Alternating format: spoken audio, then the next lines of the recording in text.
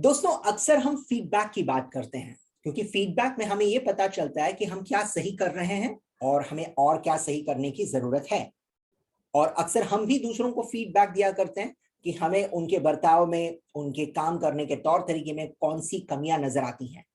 लेकिन फीडबैक में एक परेशानी है। परेशानी यह है कि फीडबैक जो है वो दरअसल भूतकाल पर अपना ध्यान ज्यादा केंद्रित करता है। लेकिन क्या हमें वाकई में भूतकाल में झांक कर देखने की आदत होती है? जी नहीं। तो मैं ये नहीं कहता कि फीडबैक जरूरी नहीं है, लेकिन फीडबैक के साथ साथ एक और विकल्प हमारे पास मौजूद है जिसका हम शायद इस्तेमाल कभी नहीं करते, और जिसे कहते हैं फीड फॉरवर्ड। अब ये फीड फॉरवर्ड शब्द का अर्थ मैं आपको समझाऊंगा, लेकिन सबसे पहले इसके जो जनक हैं, जिन्होंने फीड फॉरवर्ड का आविष्कार किया, उनका नाम बताऊं आपको। उनका नाम है मार्शल गोल्डस्मिथ। मार्शल गोल्डस्मिथ काफी विख्यात कोच हैं और काफी बड़े बड़े सीईओस और इस तरह के लोगों को वो कोचिंग प्रदान करते हैं।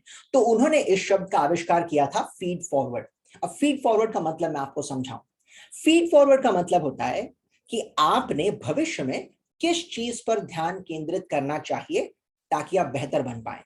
अब बेहतर या तो अपने काम में या तो अपनी व्यक्तिगत जिंदगी में।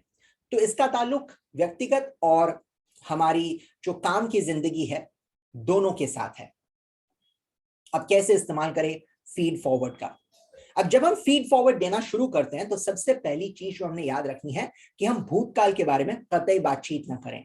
हम ये नहीं कहें कि आपने उस वक्त ऐसा किया था या फिर ऐसा करना चाहिए था। जी नहीं, कतई नहीं।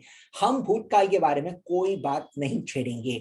सारी की सारी जो बातचीत होगी वो भविष्य को लेकर होगी। जैसे उदाहरण के तौर पर आप अपने दोस्त से, अपने साथी से कह सकते हैं कि अगर आप प्रेजेंटेशन के दौरान इन चीजों पर ध्यान दें तो आपका प्रेजेंटेशन और निखर कर आएगा और आप सामने वालों को अपनी बात अच्छी तरह से समझा पाएंगे। तो ये बात आपने जो कही, ये भविष्य को ध्यान में लेकर कही। तो इसी तरह से जो भी फीड फॉरवर्ड आप दूसरों को दें, उसका ताल्लुक सीधे उनके भविष्य के साथ जुड़ा होना चाहिए। अब इस तरह जब आप भविष्य को लेकर बात करते हैं तो सामने वाले को भी वो अच्छा लगता है सुनने में, क्योंकि ये चीज अभी उनके नियंत्रण में है। फीडबैक जो है वो भूतकाल में, तो उस पर कुछ काम नहीं किया जा सकता, लेकिन फीड फॉरवर्ड पर बहुत सारा काम किया जा सकता है। एक और चीज है कि जो फीड फॉरवर्ड है वो या तो आप व्यक्तिगत तौर पर किसी को दे सकते हैं या फिर अपने टीम में भी दे सकते हैं। जैसे उदाहरण के तौर पर मान लीजिए कि आपकी टीम में 10 सदस्य हैं, तो कैसे होगा फीड फॉरवर्ड? पहला व्यक्ति आएगा, अब बाकी के जो 9 लोग हैं उसे एक एक चीज बताएंगे जो उसने भविष्य के लिए अपनानी है। तो पहला व्यक्ति कहेगा कि आप अपने कम्युनिकेशन पर, अपने वार्तालाप पर जरा ध्यान दीजिएगा। दूसरा कहेगा कि आप जो निर्णय लेते हैं ना, निर्णय लेते वक्त आप ये कीजिए, ये ना कीजिए। तीसरा कहेगा आप अपने प्रेजेंटेशन पर ध्यान दीजिए। चौथा कुछ और, पांचवा कुछ और। इस तरह से पहले व्यक्ति को बचे हुए 9 व्यक्ति जो है अपनी राय बताएंगे भविष्य को लेकर। अब ये सारी चीजें वो दर्ज करेगा, फिर चला जाएगा, फिर दूसरा व्यक्ति आएगा। अब इस दूसरे व्यक्ति को बाकी 9 लोग जो हैं वो अपनी बात कहेंगे, फीड फॉरवर्ड देंगे उसे।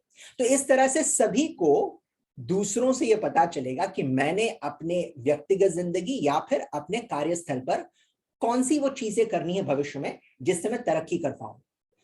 अब याद रखिए, फीड फॉरवर्ड का मकसद होता है दूसरों की मदद करना। तो यहां पर किसी की आलोचना ना हो, किसी की निंदा ना हो, क्योंकि हमारा मकसद है दूसरों की मदद करना, सहायता करना, उनका आत्मविश्वास मजबूत बनाना। तो ये चीज हर वक्त हम ध्यान में रखकर चले।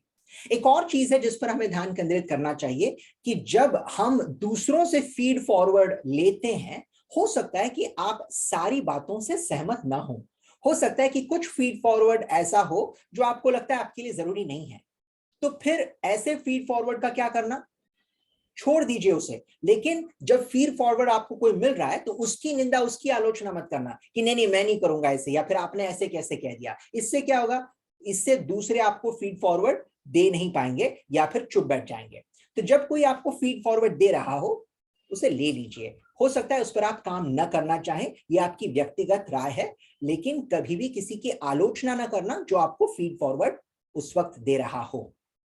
तो ये बहुत ही कारगर तकनीक है, बहुत ही आसान तकनीक है, लेकिन हम इसका इस्तेमाल बहुत ही कम करते हैं, शायद कई बार तो करते ही नहीं है।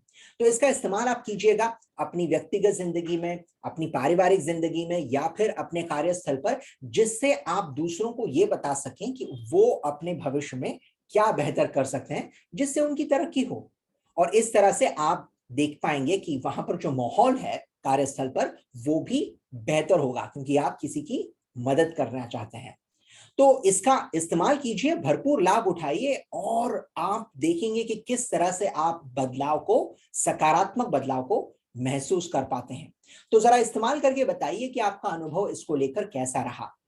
मैं सोचता हूं कि इसका इस्तेमाल करने से आप जरूर एक बेहतर व्यक्ति, एक बेहतर नेतृत्व के रूप में अपने आप को उभार पाएंगे और दूसरों की सहायता भी आसानी से कर पाएंगे। तो इस्तेमाल कीजिए और जरा बताइए क्या लाभ हुआ आपको फीड फॉरवर्ड के साथ। बहुत बहुत धन्यवाद।